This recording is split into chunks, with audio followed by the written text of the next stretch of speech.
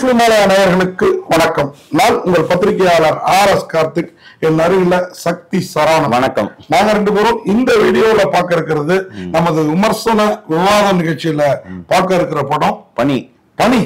பனினா இந்த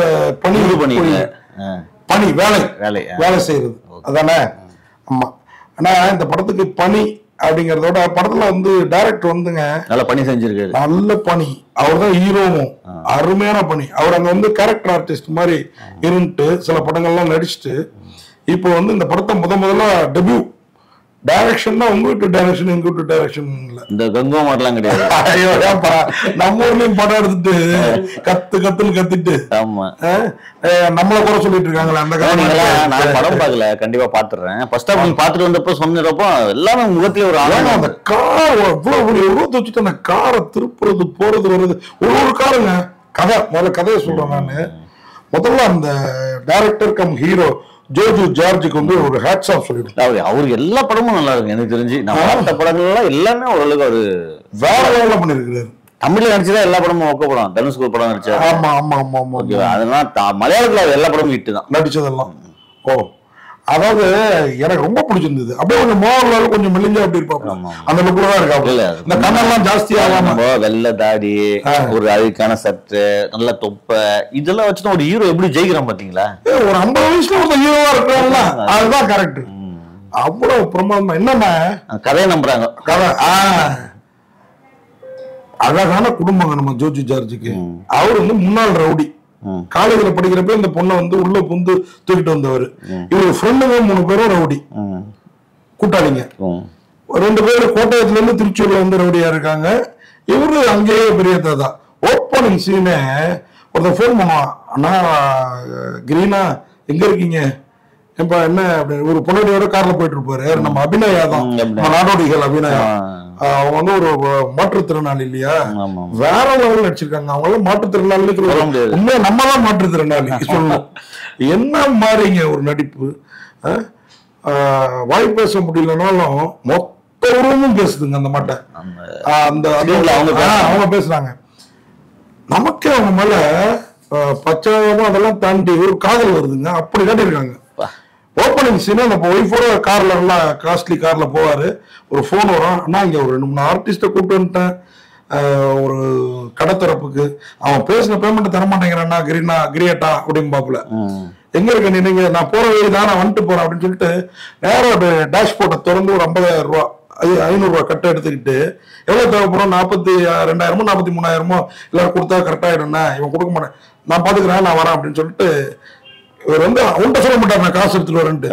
எவனோ படம் ஒரு ஆடை ஜவுளி கடை கார்ல இருந்து படம் எடுத்து நேரம் உள்ள போறாரு. உள்ள போனா இவனை பார்த்து எங்க இருக்க உள்ள போறப்ப எல்லாரும் வணங்குறானுங்க. அந்த முதலாளிக்கு மட்டும் இவருக்கு தெரியல. அவன் வெளியூர்ல இருந்து அப்பதான் கடை வச்சிருப்பாங்க. அப்படின்ட்டு இந்த எவ்வளவு கொடுக்கணும்னு சொன்னா 42,000, இதுல கொஞ்சம் ஜாஸ்தியா இருக்கு, வச்சுக்கோ, என்ஜாய் பண்ண, எல்லாருக்கும் பார்ட்டி கொடு. வெளியில அந்த சண்டை மாலம் அதுக்கு எல்லாம் நடக்குது வெளியில. கார்ல இப்ப நம்ம ஊர்லயே அவங்க இருந்து கொண்டு வந்து அந்த மாதிரி ஃபங்க்ஷன் நடந்துட்டு இருக்கு. உள்ள போயிட்டு கொடுத்துட்டு, ஏய் இவன் யாரு என் பணத்தை கொடுக்கறதுக்கு அப்படின்னு அந்த ஓனர் ஏதோ ஒண்ணு கேட்பான். தப்புன்னு ஒரு அரங்க பொறி கிளம்பிடும். அவன் அடிக்கிறது நமக்கு கிளம்புது பொண்ணுச்சுன்னு. நான் யாருன்னு அவன்கிட்ட கேட்டு தெரிஞ்சுங்கன்னா அவனோட வேலையாளர் ஒருத்தரை காட்டிட்டு ஈவினிங்குள்ள எனக்கு இந்த பணம் வந்தாவலாம் அப்படின்னு சொல்லிட்டு வெளில வருவாப்புல. வெளில காரை தொடர்றதுக்காட்டி ஓடி இந்த சொன்னால என்ன யாருன்னு தெரிஞ்சுக்கலாம். அவன் காசு இந்த ஒரு சீன் போதுங்க. இந்த மாதிரி 1000 சீன் இருக்கு இந்த படத்துல. படத்துல கொஞ்சம் தான் சீன் சொல்றோம். அவர் மிகப்பெருத்தல சொல்றோம். மலை போன்ற தோள்கள் அப்படின்னு நம்ம பார்த்தமான எடுத்த விதம் பாருங்க எவ்வளவு நல்லா எடுத்துருக்காங்க. அப்ப எடுத்துருக்காங்க. இந்த தாதா இவர் வராரு. பார்த்தா இதே நேரம் ஒரு சம்பவம். இவர் வந்த இடத்துக்கு பக்கத்துலயே ஒரு ஏடிஎம்ல வச்சு ஒருத்தனை கொண்டு போட்டுருக்காங்க. யாரா அது, இவங்க கிரியேட்டா, இவங்க எல்லாம் இப்ப இந்த தொழில் செய்யறது இல்லையே, அப்ப யாரு டேவிட்டா அப்படின்ற மாதிரி இவரோட ஃப்ரெண்டு தான் அவரு அப்படின்னு யோசிச்சுட்டு இருக்காங்க போலீஸ். ஒரு 2 பேரு அத பண்ணதே அவனுங்க தான், சின்ன பசங்க 2 பேரும் போய் நாங்க தான் முதல்ல இந்த கொலையை பார்த்தோம்னா அந்த சாட்சியெல்லாம் கொண்டு போய் ஒரு குப்பையில போட்டு எரிச்சிட்டு நாங்க தான் பார்த்தோம் அப்படின்னு போலீஸ்ல நிக்கிறாங்க. என்னன்னா அவங்க கொலையும் பண்ணிட்டு தைரியமா சாட்சி சொல்றதுக்கு நிக்கிறானுங்களே அப்படின்னு பாத்தீங்கன்னா கட் பண்ணா அதுக்கப்புறம் அவனுக்கும் இவருக்குமான மோதலுங்க. இவருமே 4 ரோடி கதிகளை நோக்குவான். 2 பேரை கொண்டே கொண்டுவான் அந்த பையன். அந்த பசங்க அதுக்கப்புறம் என்ன ஆகுது, என்னடா கிரியேட் எப்ப நாள் என்ன பெரிய தாதாண்டாங்க, பொண்டாட்டி இடுப்புல கை வச்சுட்டான், எப்படா அவனுங்களை தவம்சம் பண்ணுவான் அப்படின்ற லெவல நம்மளை பெப்பு ஏற்றி விடுறாங்க பாருங்க. படம் முழுக்க அந்த கிரியேட்டனாவே நம்ம மாறிடுறோங்க.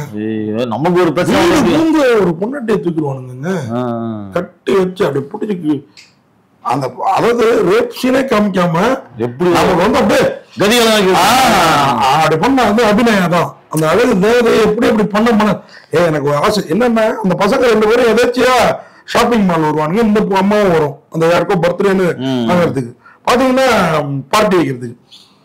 உள்ள வர நான் பின்னாடி என்ன போனா அந்த கார் ஓட்டிட்டு அது வந்துருக்கோம். இவர் வருவாரு, வர்றதை விட இடுப்புல கை வச்சுக்குவோம், சூப்பரா இருக்கு, முடியல ரோமெல்லாம் இருக்குது அப்படின்ற ரேஞ்சில டென்ஷன் ஆகி அந்த பொண்ணு என்னடா அப்படின்ட்டு இப்படி வரும், இவர் ஏத்த மாதிரி உள்ள வந்துருவாரு. வந்த உடனே பொண்டாட்டி மூஞ்ச பார்த்தாலே கண்டுபிடிச்சிடும், அண்ணன் நோக்கினால் அவள் நோக்கினால் இல்ல, ஒய்ஃப் நமக்கு தெரியும் வீட்டுக்குள்ளார போறப்பே டப்புன்னு என்னம்மா சொல்லாது, எறும்பு மரங்கள ஏதோ திட்டும் பாருங்க, டப்புன்னு ஒரு யாருன்னா 2 பேரும் அங்கே இப்படி பதுங்குவாங்க, புட்டு செய்து போட்டு யாரான்னு கழுத்திலே மிதிப்பாரு. பாத்தீங்கன்னா அவங்க ஹாஸ்பிட்டல்லாம் போயிட்டு வந்து வீடு உந்து அந்த அம்மாவை அங்க விழுந்து வருவாருங்க. வீட்டுல இருந்தாலும் இவரோட ஃப்ரெண்டுங்க ரவுடி ஃப்ரெண்டுங்களே ஒரு சப்போர்ட் பண்ணுவாங்க, ஒருத்தனையும் ஒரு விதமா வேற மாதிரி அவங்களுக்கு இவங்க குடும்பத்தையே இல்லைன்னு கடைசியில அவனுங்களை என்ன பண்ணாரு, இதுதாங்க கதை. வேற லெவல் படம் தலைவர். சின்ன பணின்ற சாதாரண அவர் வந்து நான் கேட்டேன் பிரஸ் மீட்ல கூட, டிஃபெண்டர்னு அதுல ஒரு கார் வச்சிருக்காரு, அந்த பேரை அப்படி க்ளோஸ் போயிட்டு வந்தது. ஏன்னா இந்த படத்துக்கு பணின்னு பேர் வச்சதோட டிஃபெண்டர் இல்ல, பணின்னா ஒரு சம்பவம் செய்யறது அப்படின்ற மாதிரி சொன்னாரு. அது அவங்க ஊர்ல மீனிங் இருக்கும், இங்க நம்ம ஊர்ல பணினா சாதாரணமா வேலைக்கு போறது வேலை செய்யறது அப்படிங்கறதால இல்ல எனக்கு புரிஞ்சுது, நிறைய பேர் சொன்னாங்க. ஆனா வந்து ஒரு தூய தமிழ்ல டைட்டில் வச்சதுக்காக அவரை பாராட்டணும். நம்ம ஊர் தமிழ் படங்களுக்கு டமால் டுமால் டிமால்னு ஆங்கில தங்கிலீஷ் இங்கிலீஷ்ல பேர் வச்சுட்டு இருக்கப்ப பாராட்டணும். இதுல நடிச்சிருக்க அத்தனை பேரையும் பாராட்டணுங்க.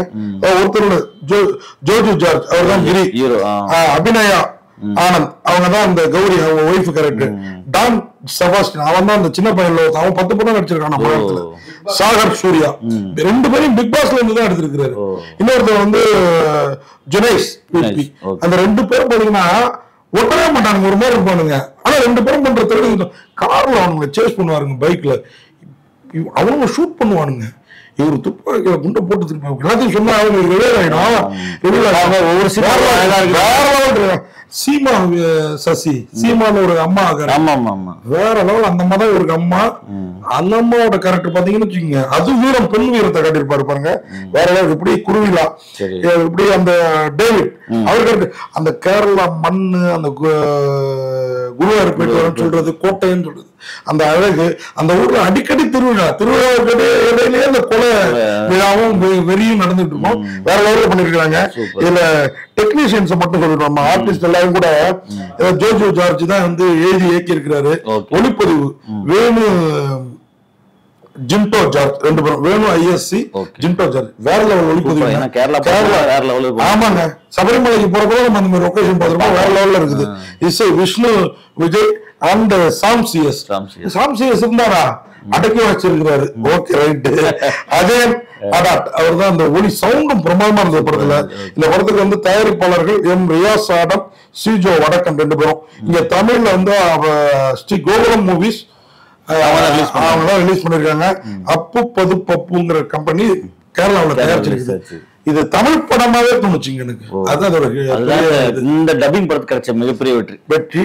பணி உங்களை வந்து உங்க பணியெல்லாம் கொஞ்சம் ஒதுக்கி வச்சுட்டு இந்த பணியை போய் பாருங்க, இந்த மனசு நிறைவா இருக்கும். இப்படி ஒரு படமா ஏன் காசுக்கு ஒருத்தா இருக்கும். இந்த மஞ்சுமல் பாய்ஸ் எல்லாம் ஏன் கொண்டாடுறாங்க நம்ம மக்கள்ங்கிறது இந்த படத்தை பார்த்தோம்னா தெரிஞ்சது. உண்மையா இந்த படமும் அந்த வகை படம் தான். ஆக்ஷன் ட்ரீட்னா அப்படி ஒரு ட்ரீட், வேற ஒரு படம்.